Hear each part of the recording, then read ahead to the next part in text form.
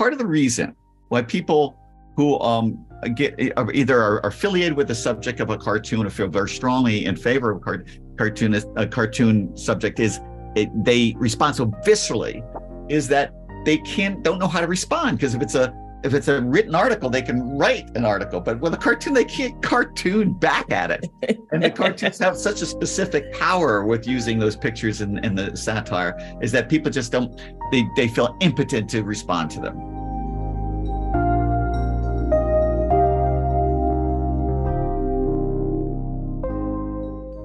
Hello, and a warm welcome to Cambridge Forum, coming to you live and kicking via Zoom.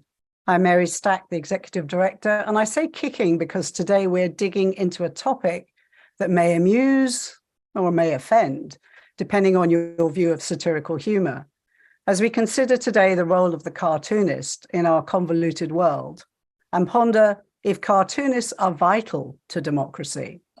We're exploring cartoonists, racism, and free speech, with the inspired assistance of three wonderful cartoonists and Philip Martin, who's a senior investigative reporter for GBH News and a recent Shorenstein Fellow at Harvard's Kennedy School.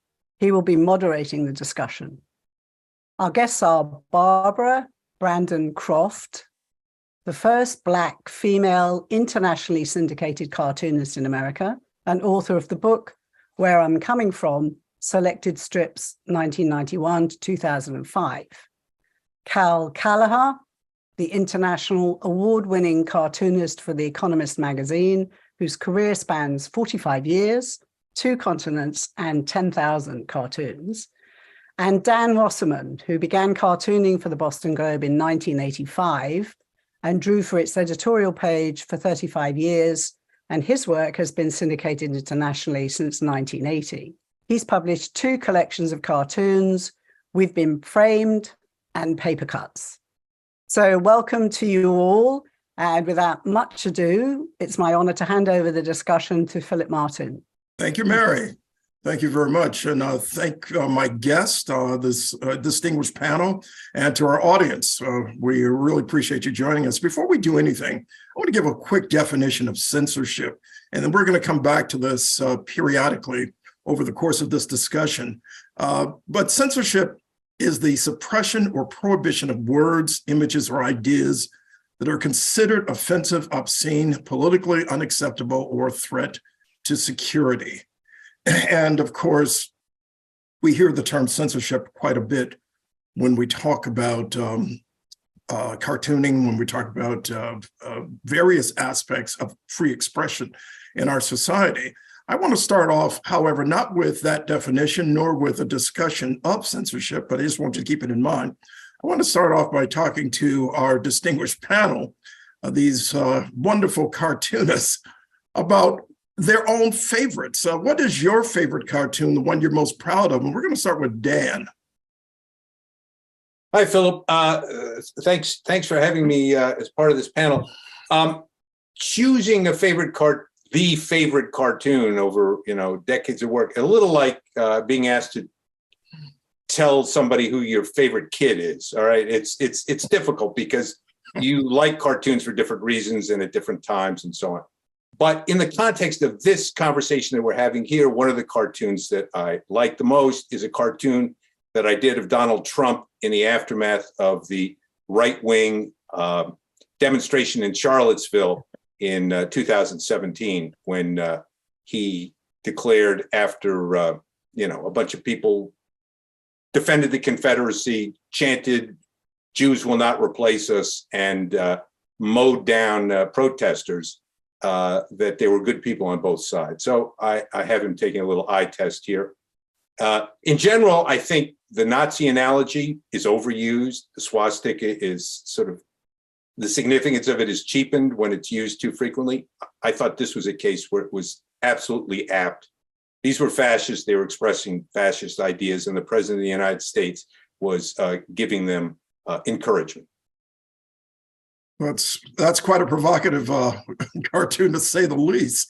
And Barbara, what about your own? What do you consider your favorite? Well, again, it's hard to say what your favorite is. I mean, I did my cartoon for 14 years in the 90s, and then resurrected it and started doing it again. So the one that I'm happy about, or makes me laugh, or it speaks to me, I just picked something that I did more recently, and it's one of the characters talking about how it's important to be for us to try to get along. I actually have it here so I can read it. But how she's worried, and she's saying that that it's important that we all get along. I mean, she says, I'm sorry. No, that's how right. important it is to be. I know that that it's important to be respectful of folks that have opinions other than my own. There it is. Yeah, other than my own. I know dialogue between the right and the left is necessary to help mend the nation. I want to be part of that solution. And then she kind of shrugs and says, but for the life of me, I can't figure out how to have a conversation without saying, don't be a moron. Boy, that reflects a lot of our conversations today, doesn't it? Yeah. Sadly. Yeah. Cal, yourself, your favorite, or that which you're most proud of? Or I know there are many, just like Dan and Barbara. Yeah, there's so many. I chose one because just recently we celebrated, celebration is the wrong word. We marked the 20th anniversary of the start of the Iraq War. And all of the terrible things that unleashed upon the whole world, and the damage it's also done to our society. But at the time, well, I did a cartoon that was really unpopular because there was so much patriotic verve to be going into Iraq after we had been in Afghanistan, and that didn't seem to be going very well. And so it was a cartoon that had Uncle Sam charging in with a giant mallet to go into Iraq while his foot is one of his feet is caught in a bear trap that's Afghanistan. And Iraq is an even larger bear trap with Saddam Hussein thumbing his nose at the United States. And he's charging in, and the caption is, going in is the easy part. And I like that for a variety of reasons. One, of course, it was apt at the moment. It lasted the test of time, but also just as a structure of a cartoon, it's clean, it's simple, it's dynamic, and had all the elements of what I would like to consider a successful cartoon. You know, the thing about cartooning, yours that you just mentioned, Dan's, Barbara's, I mean, it's supposed to get the blood going. It's supposed to provoke thinking, thought, processes should be working at maximum, and so on and so forth. But sometimes it also makes people just plain angry. They don't get the humor, the irony, a lot of things. And if they do, they consider it problematic. And thinking about your own cartoon experiences, what would you say were the most talked about, possibly the most controversial inked expressions? And what were you hoping to accomplish with that particular cartoon? Barbara, I'll start with you. So in thinking about this ahead of time, I mean, I found some letters of people just upset with me for talking about segregation, but what I think got the most ire was me talking about abortion. And so here I am talking about it 20 years ago. And it's now where we are, and it seems pretty crazy, but I've gone to it from different angles, and one of them, I don't think I sent you this one, but it was like, here we are saying that if you have an abortion, that's murder, and if you do murder, then we will kill you. I'm like, hey, what are we talking about here? And that really upset people. They wrote the newspapers to complain about that. And but that's when they were shooting doctors who were, conducting abortions. And now it's gotten even crazier. But that's one of the places where I found that I got the most reactions. And your audience, a lot of your audience was out of Detroit, is that correct? Out of Michigan? Well, they started out in Detroit, yeah. So a lot of the reaction. I mean, I was there for a year and a half before I was spread out with a syndicate. I was in one newspaper, but yeah. So I did have just the audience of Detroit in the beginning. So this was coming from everywhere. You're talking about the reaction. Yes, the reactions came from everywhere. Yeah. Did you ever worry about your own life? No. But they didn't have they didn't have assault weapons out there, and they didn't have, nobody knew where I was. I worked in my bedroom. Nobody knew. People thought I lived in Detroit. I was like, I lived in New York. I didn't really worry about that. And honestly, when you get letters from people who are just so upset with you, you feel like, hey, I think I just talked some truth here because I pushed somebody's button, and it made them, get out a piece of paper, pencil, it wasn't the thumbs going, but, they had to make an effort to come out and say how they were upset with you. So I was like, all right, I did a good job, And Cal, reflecting what Barbara was just saying, your own experience, and I should point out that for both the Baltimore Sun and the Economist, you had both a national, regional, and a international audience. What would you say were the hot button cartoons that provoked folks? Yeah, it's so interesting is that every cartoon ticks somebody off, particularly if you're in a media environment where there's a large cross section of the population, being which you do. So if you're in a metropolitan newspaper in America, well, you've got the whole gamut, rich, poor, left and right, all reading the same paper. The Economist is a little bit different. It's a global publication, but it's read in all different countries. And so if I do cartoons on China, Iran, or Russia, they get a massive amount of pushback on that because of all the trolls and bots that come at you, because those countries are really good at that sort of thing. But here in America, there's so many social issues that when you do those cartoons on that subject, you're guaranteed to get pushback. And so social issues like abortion that Barbara mentioned, but guns is a really big one. Arab-Israeli relations is a really big one. And of course, race is a big one as well. And there's many others. When you go in these places, they're really touchy. And the cartoon that I'm going to show you actually is not one of those cartoons. I did so many there that I got so much pushback, but I was thinking of a cartoon that kind of surprised me by the reaction. And this is what sometimes happens when you do cartoon. You go out with certain idea in it, but you have no idea of the massive reaction. But this one is a more complex reaction. It's about the stock market. And I did it back in 1989, so a long time ago. And it's called Just a Normal Day at the Nation's Most Important Financial Institution. And it starts with a character on the phone saying, I've got a stock here that could really excel. And people overhear him start to amplify that and say, excel, excel, excel, sell, sell, sell, sell. And this mayhem of sell, sell, sell goes on. And this guy hears this mayhem and says, this is madness.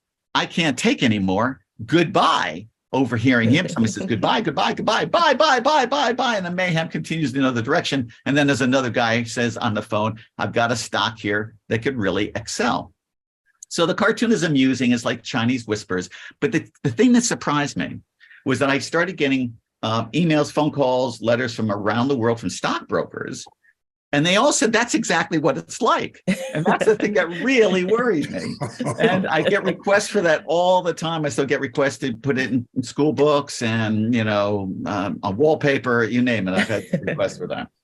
Well, that's amazing. I mean, Dan, I have to assume that you also ran into both requests, but also pushback as a cartoonist in Boston.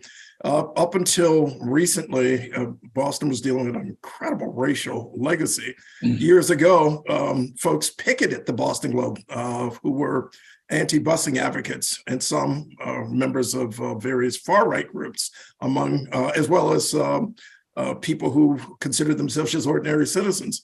And they talked about boycotting the Globe and talked about boycotting cartoonists and others. What type of experience have you had, and did some of it involve the type of pushback we saw in Boston years ago to busing and to school segregation, desegregation?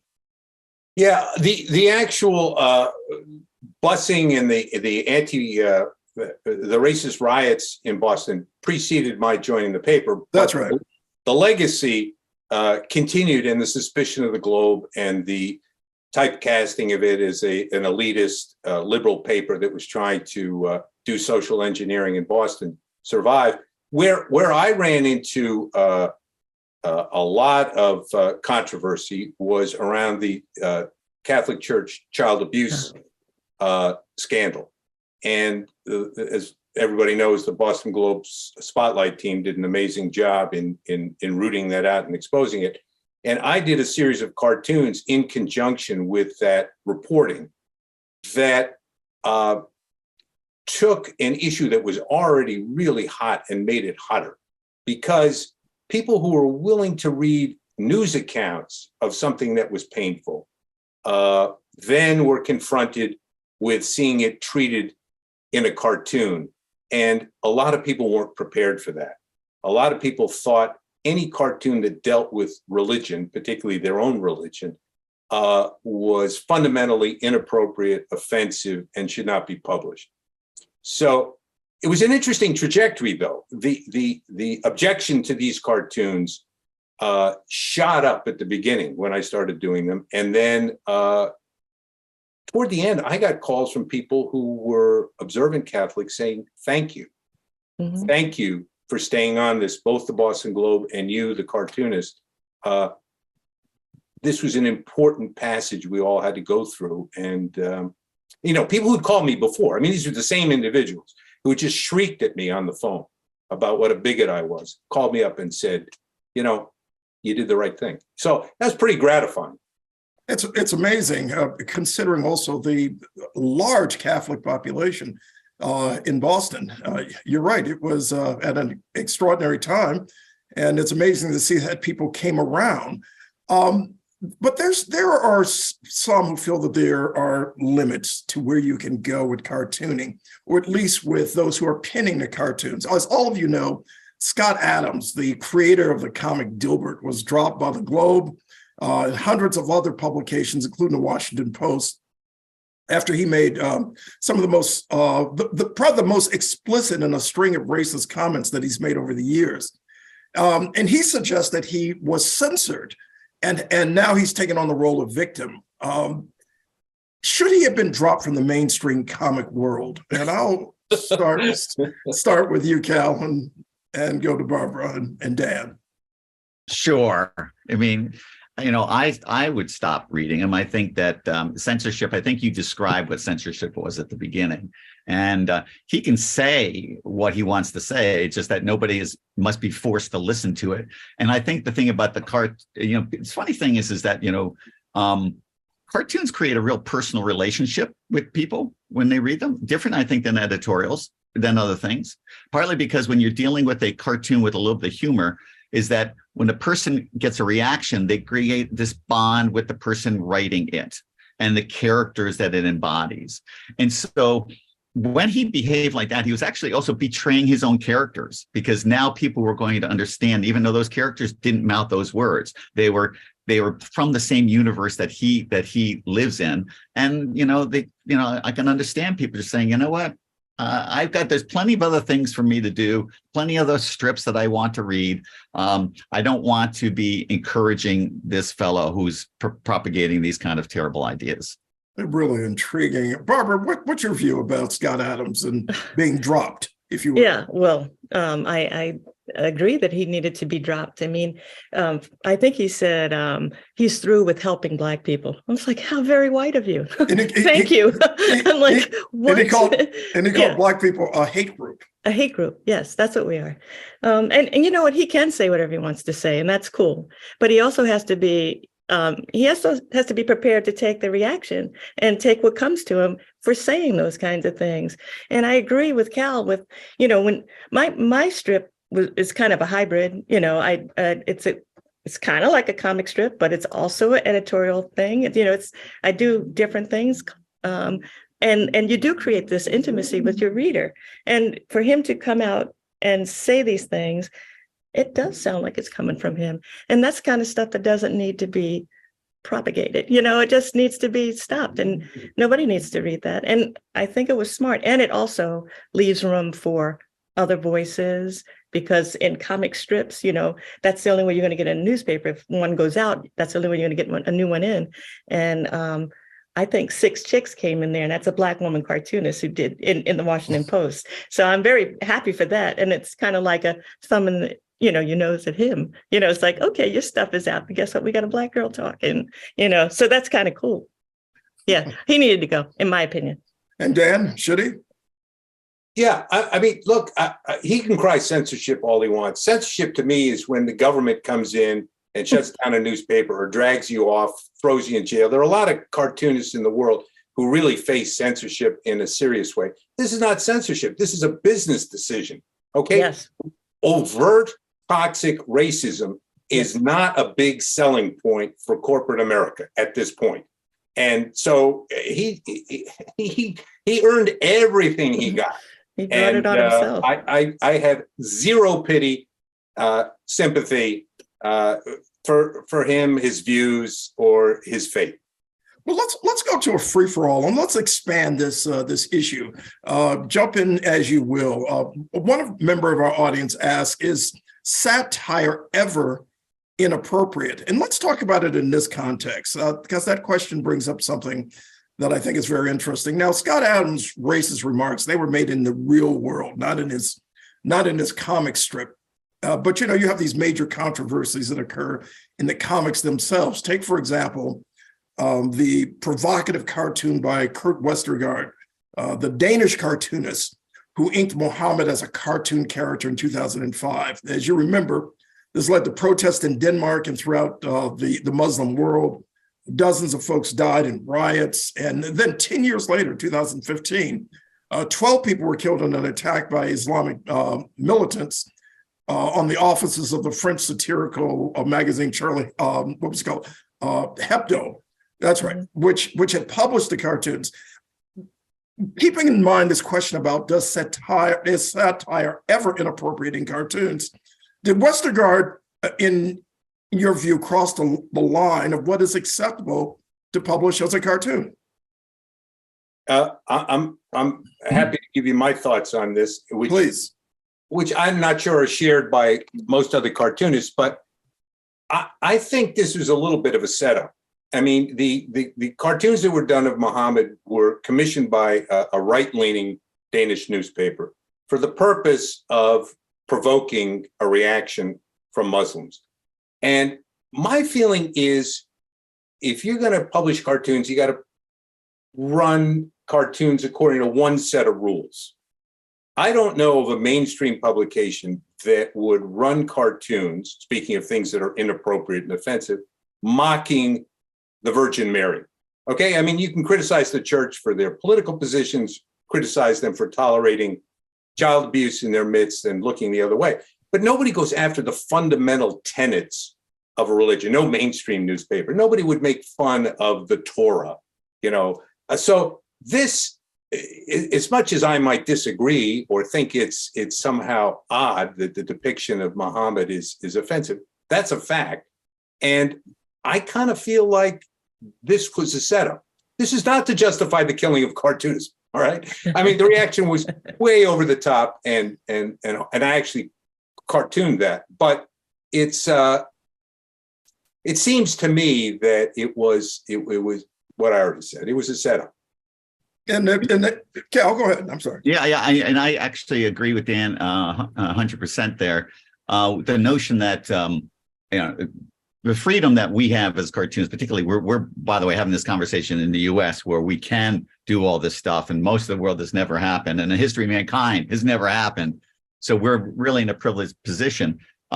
We're not saying that those guys should be censored. That is, like Dan said, that a government says rules, you cannot draw this. There's a rule you cannot draw. But once we have this freedom of expression, there's freedom has responsibilities. And so we have to make sure that we manage that in order to make effective cartoons. Because if we're in the business of trying to enter a conversation, make people think, bring the conversation forward, then we can use, of course, strong imagery and so on. But we have to be smart not to do these things that are overtly insensitive and really going to insult people. And as a result, the cartoons become ineffective because there's all this crazy reaction to it. So I tell folks I would have never done those cartoons. In fact, Dan, one of the interesting things about those cartoonists is that they approached like 400 cartoonists, and 3 out of 4 said, that is ridiculous. No, more than 3 out of, I mean, like 1 out of 10 took this job for measly amount of money, thinking that this was okay. And other folks are saying, you're nuts, this is stupid, I'll never do it. So you're right. It was just a complete disaster and I don't blame the cartoonists as much as I blame the editors. It sounds almost like the guy was a mercenary the way you described it, Cal, in agreeing to take it on. Are you saying that? Well, one of the 10 cartoonists who took it on took on because he was going to make fun of one. He made fun of the whole thing, but he was then roiled into the massive group of cartoonists that were responsible for this. I just think that the cartoonists were naive. The cartoonists who fell into it really didn't quite know, But us who are in this business understand the landmines, and that we dance in an old minefield. That's kind of our daily routine. We got very strong thighs and calves for all that dancing that we're doing. So that's our kind of business model. Barbara, what do you think? Well, I agree. I mean, I was just going to say that I agree that like there's certain norms that norms have been thrown out the window, but there's a certain respect and there's a certain intelligence that comes with people who do cartooning, and you're not going to do something that's, ridiculous. I mean, but it's a long history, right? I mean, you think of Thomas Nast, in the 1800s, and he was an editorial cartoonist who got under the skin of Boss. What's his last name? I wrote it down. Tweed, exactly. And what does Boss Tweed say? He's like, you guys can write about me all you want. He's like, my constituents can't read. He's like, but get rid of those damn cartoonists, because it's the pictures, it's what they're saying, it's telling the story. I think what we try to do it is responsibly, and the lines keep moving, yes, but if you have a heart and you're doing what's really right and for humanity, then you can stretch things, and we do a lot of dancing. That's going to bother somebody. Okay, let me try it anyway. So over time, we've seen this, as you point out, in the 19th century and to the moment. Someone responded, Dan, to your point about making fun, if you will, of Christianity by saying they disagreed. A member of our audience, they said there's lots of biblical satire, especially about disbelievers and evolution. What's your view about that? I don't equate sort of a religious disagreement with science with a tenet of the faith in the same way that the Muhammad thing is. I think they're different, and so it's something that we all struggle with. What is kind of internal and part of the teachings of a church that is not touching the outside world, and what is something that really has ramifications in the social and political sphere. So if any church is objecting to the teaching of evolution, that has an effect on classrooms, on training scientists, on what the future of education is. I think that's a legitimate subject for cartooning. And you're saying it's apples and oranges. Yeah, I mean, certainly a distinction. The other thing I would say, just getting back to our earlier conversation, is you mentioned Charlie Hebdo and what happened there.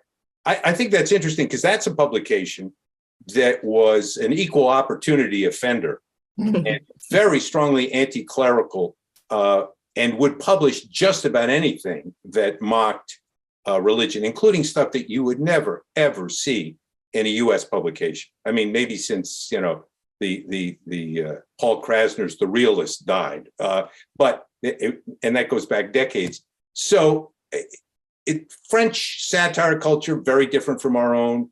It's a weekly newspaper that has its own history of mocking priests and nuns and imams and so on. So I think that's a special case. I think those people were courageous in their own way. And it was a terrible outcome. But I do think we have to make that distinction. It was a horrible outcome. You're absolutely right. And Europe, of course, and the United States have different sets of rules and constitutional rules, I should say, in if you go from France to Germany to the United States in terms of what is allowable. And as Cal said, there's a much greater bandwidth for freedoms in the United States. But what some call freedoms, others call problematic exercises. For example, we saw with the a woman, I'm pretty sure it was a female cartoonist who was fired. I think it was the Pittsburgh Post-Gazette, if I'm not mistaken, who was fired for portraying Trump as this angry figure. Do you remember this, folks? Yeah, it's Rob Rogers. I'm sorry. Rob Rogers was his name, and he. Oh, I'm sorry. My apologies. Yes. Yeah, Rob yeah, Rogers, and he was, still is a first-class cartoonist, and he had done a series of cartoons about Trump. But the main, I think, pivot point on that story was the paper had a very conservative publisher who decided to assert himself. He was a big fan of Trump, and Trump was now kind of catching on. And he basically didn't want anything critical of Trump in the paper. And every time Rob submitted a cartoon, they were getting killed all the time. And eventually, he then basically got rid of Rob to get in a more conservative cartoonist. I mean, he just, it was described that it was because he was doing angry Trump cartoons, but his cartoons were mainstream Trump cartoons. It's just, I think that the publisher is the one who kind of changed the equation. But I think that, Dan, one of the things that you said earlier about what was special about Charlie Hebdo is that, all the taste, but it's also because it was edited by cartoonists. And, that meant there was little control because all the cartoons let things go mad. But here in America, to go back to your point, is that we have editors, and though that is in the responsible press.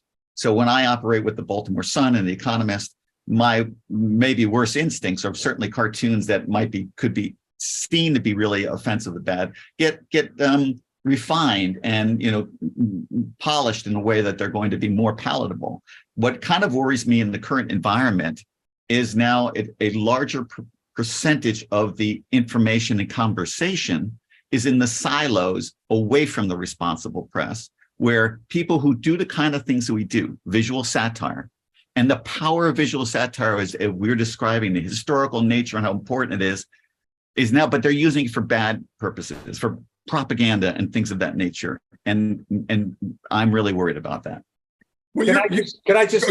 Yeah, go ahead, Dan, please. Yeah, I want to say one other problem that complements what or intersects with what Cal's describing, which is that mainstream newspapers are not only declining in numbers, but the number of mainstream newspapers in the United States who are willing to support a cartoonist has shrunk enormously. When Cal and I got started doing this, 40 years ago, there were over 150 staff cartoonists working in the United States, regular cartoonists who had a perch. Today, I think it's less than 24. That's an enormous shrinkage of the number of people with independent opinions who were being allowed to express it through graphic satire. So at the same time that you have the rise of all these, as Cal described them, siloed, propagandists in a graphic form, the cartoonists who circulate through mainstream newspapers has plummeted. And it's because there are fewer newspapers and because there are fewer newspapers who are willing to put up with an independent voice. Yeah, they don't want the pushback from the readers. I mean, I can remember when I started with Universal Press, 1991, and shortly after I was there, they sent out, and this is, I was considered, I guess, a comic strip, newspaper comic strip artist. But the very year we started, they sent out a letter saying, papers are dying. This is not sustainable. Get prepared. That was the idea. And here it is. This is what we're seeing. It's fewer and fewer papers, fewer and fewer responsible editors, and it's a shame. It is a shame. I mean, I love comics, and I'm glad to be moderating this particular session. And when Mary Stack said, would you like to do this? I said, absolutely, because this is, I think it's a necessity, but I think you're absolutely correct that it seems to be dwindling. And one reason, and it also coincides with a moment that Cal alluded to of incredible polarization. Much of that it centers around Donald Trump. If you know, you see the satirical television comics like Saturday Night Live.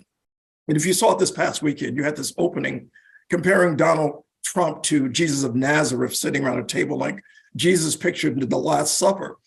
But I saw that, I really cracked up because it for me, it was Trump as the epitome of white grievance. And I'm just wondering if you could ideally paint a scene in your own mind of what you would have Donald Trump doing and saying on the day he appeared in court, what that would look like. And it's the type of satire that got Rogers, as Cal mentioned, fired from the Pittsburgh Post.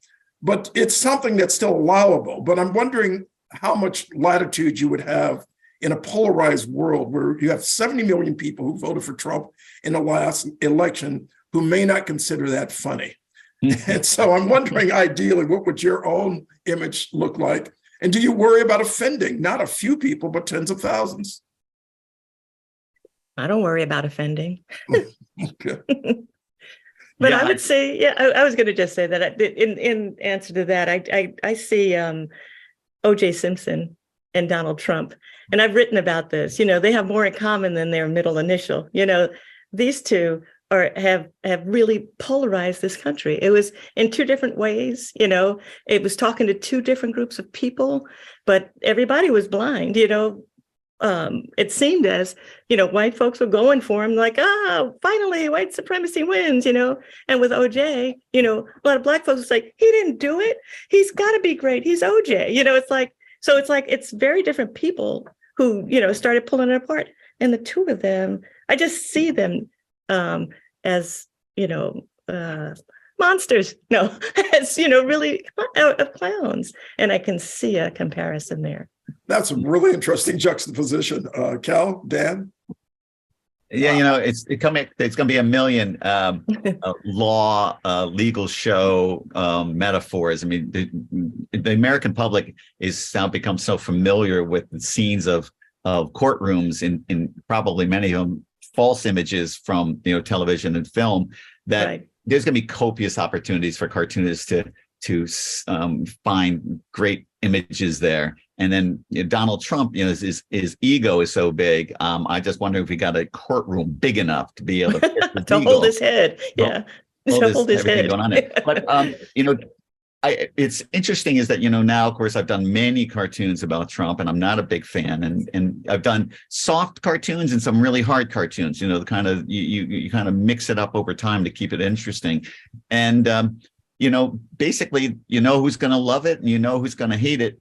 Where I haven't had, and yet some of my colleagues have had, is that if it gets, it kind of touches a nerve in a certain element of the right-wing blogosphere, then you can get the crazies turning on you. And then they come and they not just harass you, you're threatened, they give out your home address, they do all the things that you hear happen to once you become in their eye and their target.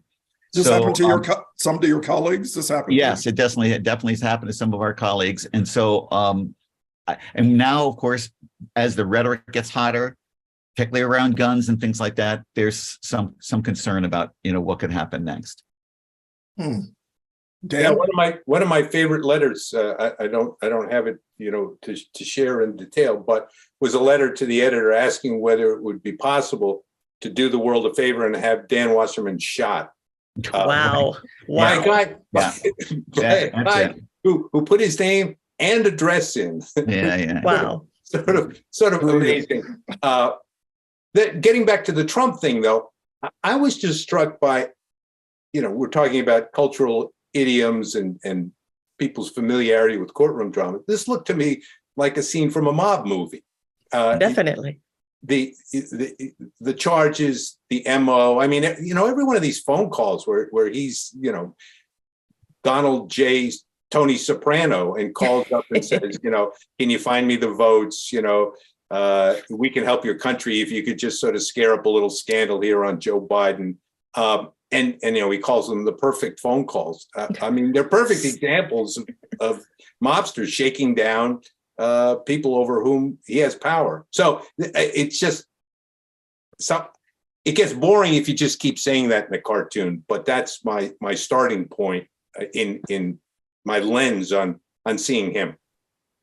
Given what happened to you, this threat, and what Cal was referencing, and what Barbara mentioned earlier about the pushback on the abortion issue, should cartoonists ever self-censor to avoid, if you will, hot topics or the type of backlash that's predictable, especially in this atmosphere of extreme right-wing agitation that's become mainstream? We use judgment all the time. I mean, that's what it is. It's judgment. It's not self-censorship. Is what you're doing here going to make people think, or just, explode? Is it gratuitous, or is it in the service of some, productive discussion? So, that's what being a professional is about, is judging what you're going to say before you say it. I mean, all of us have thoughts, all of us draw drawings that are kind of fun and funny and so on, but you pick and choose, because at the end of the day, what you're trying to do is create a dialogue and have people think, not have people just, throw bombs at each other. So I don't call that self-censorship. I call that thinking. And it's not telling people what to think, it's telling them to think. Well, in some cases, you're saying, this is what I think. I challenge you to consider this. The humor is the Trojan horse. Okay, that's why we're different from editorial writers and most columnists, is that we can kind of get inside people's heads. It's also what makes it, I think, more provocative, because I go back to the church thing. People were willing to read the news stories, but when you started to inject humor into the coverage of something that was that close to people, that became more difficult to deal with. Well, why don't we see a couple more of your cartoons, and then I'm going to turn to a few questions from the audience. Who would like to show the audience more of what you pinned? Cal? Sure. Surprise me. What have you got to show? Okay. Andrew, let's see what Andrew is in the background. He's going to help us out. Let's see what we have from Cal. Right. Well, I kind of threw this cartoon into the mix, partly because it's central to our conversation. The freedom of expression that we are so lucky to have in this country. And I've had the great opportunity and privilege to be an ambassador around the world and spoke to 30 countries about this very thing. And everywhere is just so envious of what we're able to do, but it's under threat. And for all those reasons we've talked about before, and it's under threat from all sides. And I fear, because for every time we make little concessions to our very prized freedom of expression, we will never get it back. And we fought so hard to get it. Oh, that's great. Yeah. It's timely, as you said. Dan? There's a cartoon that I did of Rudy Giuliani using the American flag to impale Barack Obama, that's based on a photograph of an altercation in Boston, where a lawyer named Ted Landsmark was assaulted on City Hall Plaza by a racist demonstrator. And I was struck over the years by how much resentment there was of Obama, and Giuliani was certainly somebody who expressed that, just because he was Black. I mean, that seems sort of obvious, but I'd have people call me up and say, Obama's such a racist. And I can't think of a more mild-mannered, centrist, leader of the country. But the very fact that there was a Black man in that position of power was provocative to people. And there was a thinly veiled, he wasn't patriotic. His name is funny. He fist bumps and all that stuff. But it was just a veneer of real resentment that a smart, intelligent, competent, dignified, African American was running the country. People couldn't deal with it. Couldn't handle it. Yeah. Yeah. It became a point of conflict for various reasons, including racism. Barbara. What I was thinking about, if he can find it, it's the first strip I did after I'd been on a hiatus since 2005, but it was because Trump got elected, and it was really simple, and it was she's talking about America put white supremacy on the ballot, and then she says, guess what happened? And the hashtag is Obama backlash, because that's exactly what you were talking about. That's exactly what was going on. They're like, oh my God, we cannot have this great man who's suave. On top of it, he was very cool and smart, and he had everything going for him. And they're like, they just couldn't have it. They just couldn't have it. It was more than they could stand, which is, that's what the very first strip I did. I don't get paid for this anymore. I just do it because it is like pouring out of me. It's like, I got to do something. I have to get it out. And that's the first one I did. And it was because of Trump. I think I have one other cartoon on this subject in the collection. It's a 4-panel cartoon of somebody talking to Obama about his being black. And is that something we could pull up? We're working on that. Hold on. Here we go. Well, it's a different one, but this is kind of the same subject. This is a little later. This is after Obama. This is Black Lives Matter, and the white character says all lives matter, and the Black Lives Matter protester says, but that's exactly what we're saying, huh? We just want our lives valued as much as others. And the white guy says, so you're demanding special consideration. Right. Yeah. Right. Yeah. So that's the most incredible thing about cartoons. You have just a few panels, and you've covered what a lot of people might do in a dissertation, or they might do it in this small space. That's right, in that small space. It's pretty amazing. Cal, go ahead. I'm sorry. I was going to say that also note that how different each of us are in our approaches. And not just different in pictures, but also the nature of the way that you use words, and that we have to do, fresh stuff all the time. I'm so impressed by my colleagues because they wear the hats of journalists and of columnists and of artists and of satirists. It's why there's so few cartoonists is because it's a real decathlon athlete that can pull all that stuff off, and to do it consistently over time is one of the great things, and why I'm so respectful of my two colleagues here.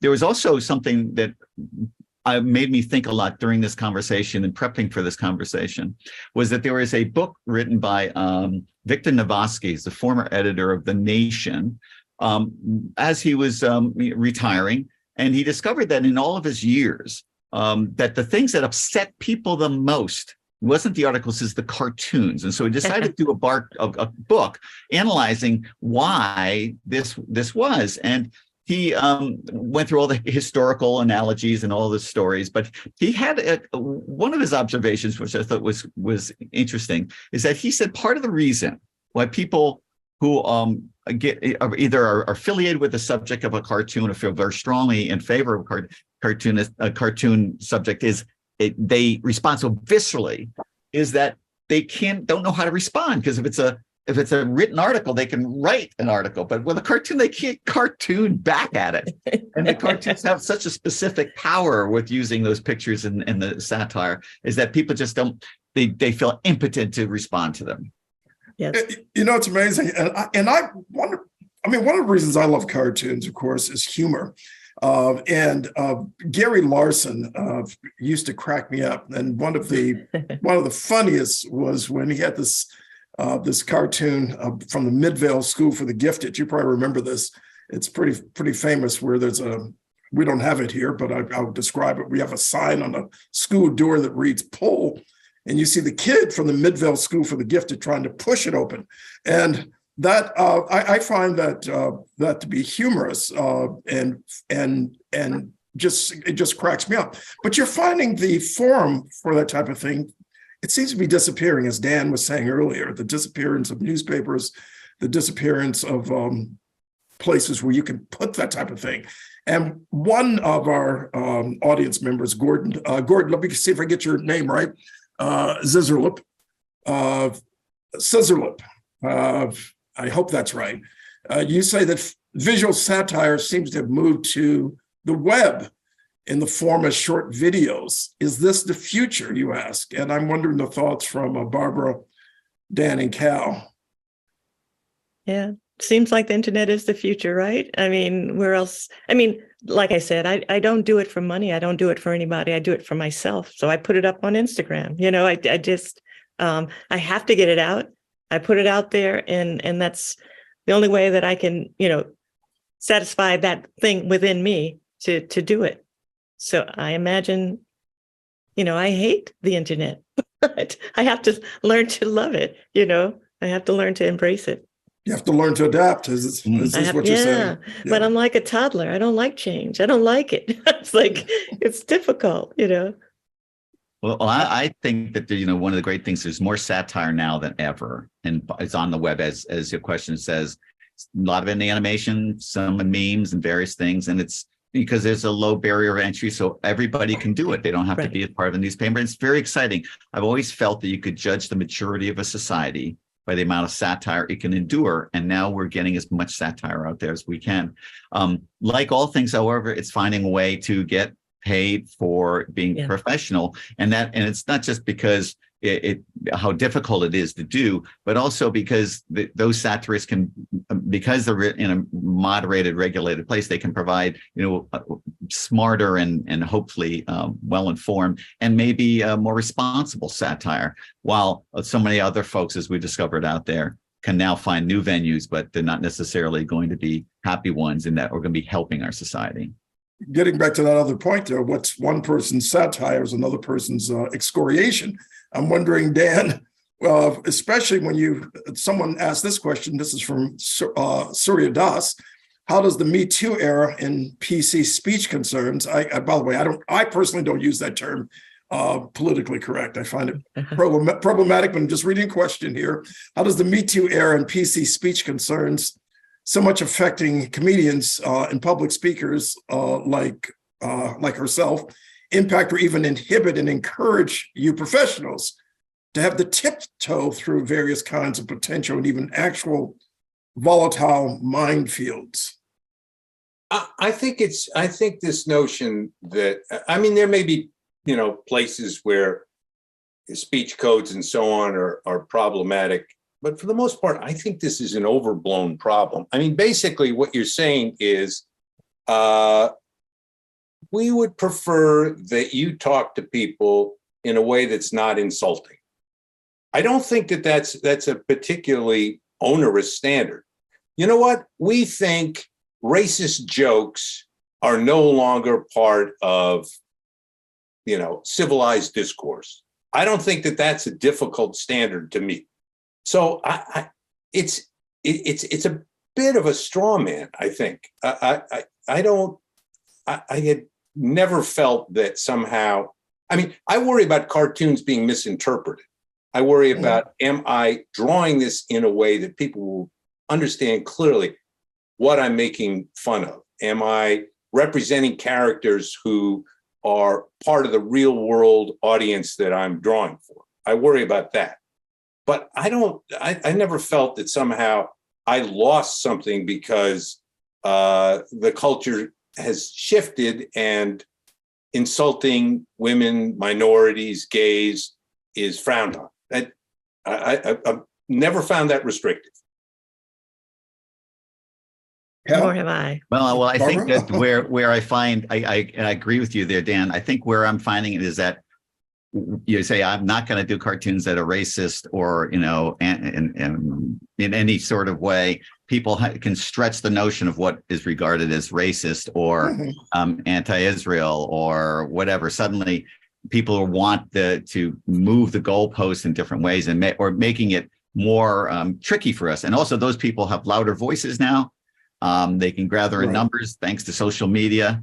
And what used to be, particularly when working in newspapers, just individual voices coming. Now you get slammed with other larger groups. And so maybe you're right. Maybe the same percentage out there of voices were present before, but now they have an opportunity to be amplified. Yeah, no, I think you're absolutely right about that. But I'd also add, I think one of our jobs as cartoonists has been to educate our editors and publishers so that they're not so easily cowed when there's an organized campaign that says, this is, you're criticizing the state of Israel, therefore you're being anti-Semitic, which is something that I ran into, from time to time. There are people who take offense.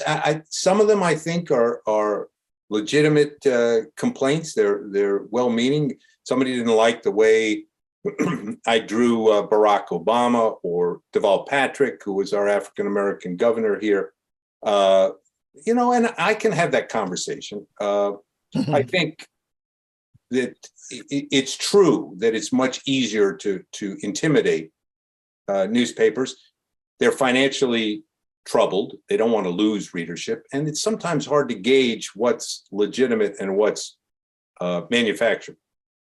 And I guess the ideological divide also is determining who lives and survives and who lives and who dies in terms of cartooning across the country right now. Cal was mentioning, I find it interesting that the Pittsburgh newspaper was taken over by someone ideologically allied with Trump. And they seem to have no room for the type of cartooning that Rogers had been doing. What are the next steps? What's the future, in your view, for cartooning in this increasingly ideologically polarized society, and at the same time where newspapers are facing the worst crisis ever? Barbara? Go on, Cal. I was going to say that many people more like Barbara, that they'll be, doing their cartoons as a form of self-expression, getting it out and connecting with, countless amount of people around the world. It's a really great opportunity for people to do that. I think newspapers, of course, will continue to be marginalized, but I also think that we're kind of still in the Wild West element of the internet. I suspect that there's so much frustration out there to find good quality work that eventually people are going to want to pay, even if it's just pennies at a time, in order to get it. And so that you will see visual satire, all of the great things about it we discussed earlier, and the magic that it has, the power that it has to bring down the powerful a few notches closer to the people. I believe that that's going to manifest itself in a different way. It's going to be through animation, through other forms. We're going to see a lot of great artists. I know that if all of us were starting now, we would be doing things a little bit differently. I would probably be doing animation, and we would all be trying to find new ways in this new environment. The big problem is, though, that you can't take an animation and a magnet and put it on your refrigerator or a cartoon that you like so much that it turns yellow over the years. That's right. That's a problem with your refrigerator, not that cartoon. I got to get a refrigerator that actually shows little short video clips. I get it. Well, I should have taken a photo of my own refrigerator with some of your cartoons on the refrigerator. Some of them had turned yellow, but I've laminated others. So, Dan, I'll do that for you. You want to take a look at that, folks? We're winding down, so I'd like to just focus a little bit on, if you will, the next great cartoon. From Cal, Barbara, and Dan. I want you to imagine what that would be. You have many topics to choose from, obviously, in this increasingly difficult, complex world. And so I wondered what that would be. Tell us briefly before we head back to Mary, who's summing up. Dan? I'm a deadline adrenaline junkie. Okay, so I don't know what's going to happen next on my drawing board. It's something that happens day of.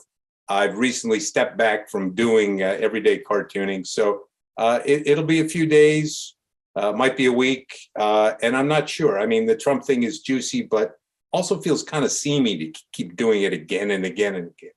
So we'll look around.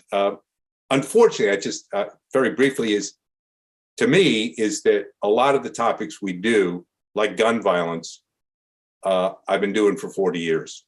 And yes, me too. That's a dispiriting part of this, is trying to find new ways to get people's attention about something as preventable as that. Yeah. I was just going to, you're asking about what the future is, but when you just said that, it made me think of how, back in the 90s, I did a strip with one of the characters had a girl, her daughter was going to nursery school, and she's wondering about have enough money to get this and that. And she said, actually, I need enough money to get her a bulletproof vest. And that was a decade before Sandy Hook. I'm like, I didn't think it was funny, but I thought it was thought-provoking that we're going to have to worry about our children going to school. And guess what? We have to worry about our children going to school. It's so back to your question, though. It was prophetic. It was prophetic. Yes, but I was going to say that the next thing, I know I have one written, and now I can't even remember what it was because I had it going around the kitchen, and I haven't done it, and I can't remember what it is because I'm 64. But I also agree that I don't know what the next thing's going to be because everything happens so quickly, and the Tennessee 3 is like calling me. It's now the Tennessee. We're going to see what's going to happen with the other Justin, but I can feel it scratching at me. To do something about that. Justin Jones just got back in. Now you're waiting to see what happens for Justin Pearson. There you go. Yeah. Cal, your next cartoon image? Well, the cartoon image that I'm going to describe is about a big subject that it's not on everybody's front burner, but I fear will visit us all sometime in the next decade or two, and that's nuclear proliferation and the prospect of not just Iran, but other countries in the Middle East, or a lot of loose nukes rattling around in Russia, tactical nukes being used in Ukraine, and maybe even worse, a dirty bomb going off in a major U.S. city due to terrorist groups that cannot be affiliated or attached to any individual nation state. I suspect that will be the next 9/11 that we have to worry about. That kind of sits in the back of my craw because we have so many other things to think about. But to me, that's a real worry down the line. Indeed. Yes. Folks, on that happy note, right? Well, the fact there are real issues out there. Our audience brings up climate change. They bring up the Supreme Court. They bring up the attacks on Black Lives Matter. They bring up a number of things. So the issues are what they are, and you are doing what we consider to be an indispensable task, which is bringing it to us both in humor, in serious form, and in satire. Thank you very much. We're going to head back to Mary and to sum up our presentation. My thanks to all of you. Thank you. That was wonderful. That was a really great discussion. I just was looking earlier in my book collection. This is one of my favorite books, and it's Ralph Steadman's version of Animal Farm. I don't know if you know Ralph Steadman's work, cartoonist in London, who I knew. It's amazing. And he talks about doing a special Ukrainian translation. They asked him to do it in 1947 at the back. Is that not ironic? It's timely. And he has Stalin in the pictures that he did for them. Very interesting. Okay, so you guys are certainly doing an invaluable service. Please don't give up drawing. Very, very fundamental to discussion and getting people provoked into thinking and maybe even acting well. So I'd like to thank Philip for moderating so skillfully, and thanks to Barbara Brandon Croft, Cal Kavanagh, and Dan Wasserman for your work and for your wonderful input and generosity today in this discussion. And I think we've posted quite a lot of examples of your work and links to your books in the Q&A there. So thank you all for joining us today. Look forward to seeing you on April 25th.